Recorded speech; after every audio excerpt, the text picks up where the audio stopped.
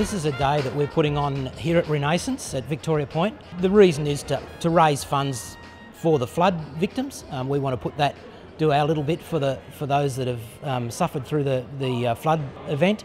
We engage with the wider community, that we have an involvement with the wider community, we're contributing to the wider community, and that our residents are very much part of that wider community, both in terms of their social interactivity, contributing to things like this, where there is genuine need that we need to respond to. So that's all part of it. It's all part of the concept that we like to develop here of being aware of our neighbours, both within and outside the village, in terms of being able to just assist and respond to needs as they arise. We build retirement communities, not retirement villages.